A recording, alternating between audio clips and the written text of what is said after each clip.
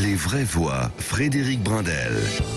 Je vous le disais, le grand passage politique des vraies voix, c'est maintenant les vraies voix avec Philippe Bilger, avec Caroline Pilastre et Jean Dorido. Et celui qui nous apporte les informations politiques de ce soir dans sa chronique, c'est Philippe Rossi. On va notamment parler d'un sondage, un premier sondage sur l'action d'Elisabeth Borne. Mais tout de suite donc, voici Philippe Rossi.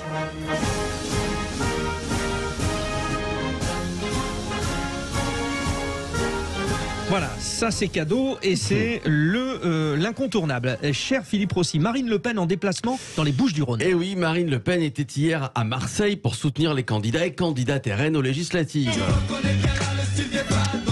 C'est son style, ça. Bah oui, Marine Le Pen qui a eu une journée alors bien chargée. Entre deux réunions, elle a fait des selfies. Voilà, plein de demandes de selfies. Marine, je peux avoir une photo? Ah oui, Jacqueline, avance. Bon, Marine Le Pen s'est rendue ensuite à Marignane sur un marché. La finaliste de la présidentielle s'est affichée en première opposante du nouveau quinquennat. C'est maintenant que vont se déterminer les 4 prochaines années, a déclaré Marine Le Pen, qui vise un groupe d'au moins 60 députés.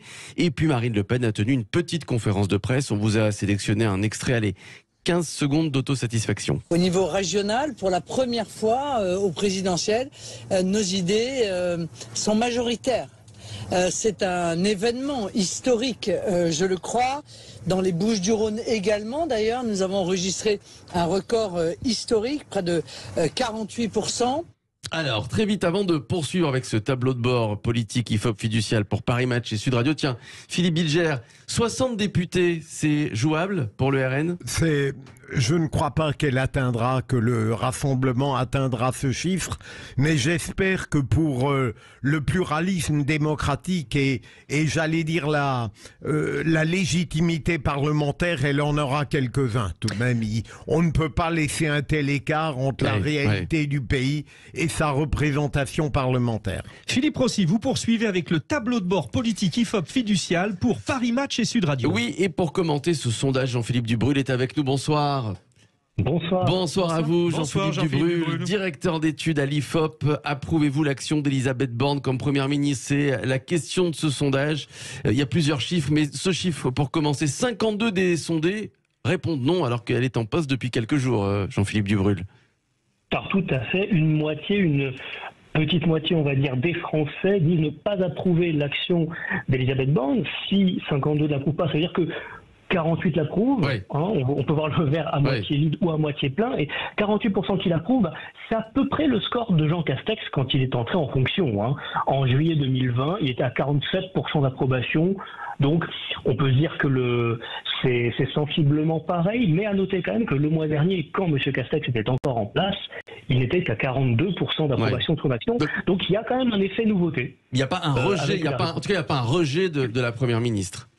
Non, encore faut-il trouver l'action.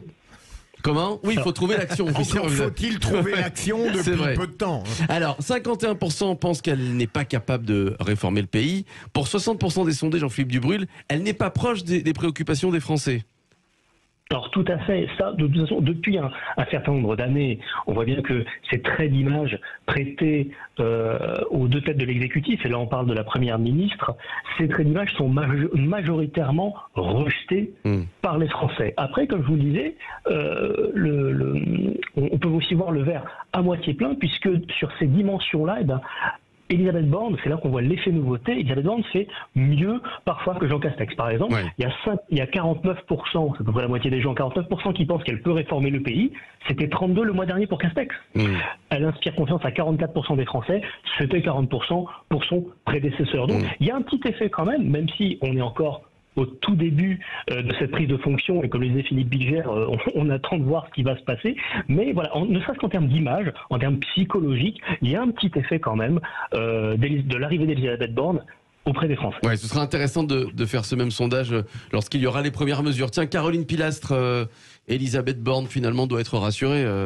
C'est pas si catastrophique que ça, au contraire. Actuellement, mais comme le disait Philippe Bilger, il n'y a pas d'action pour le moment. Quelle action C'est l'attrait de la nouveauté. Il y a rien. Et puis pour certains, C'est un symbole, comme c'est une femme, qu'elle a un côté un peu strict, mais qui peut lui être reproché à l'opposé, puisqu'on dit que c'est une techno par rapport à Monsieur Castex, qui avait une bonhomie, une proximité, une accessibilité. Comme il provient de la ruralité, des territoires, elle n'a jamais été élue. L'effet femme n'a pas joué non plus, l'effet femme, alors, si? Je pense que si, ça a dû jouer auprès de certains. Non, vous ne pensez pas, monsieur?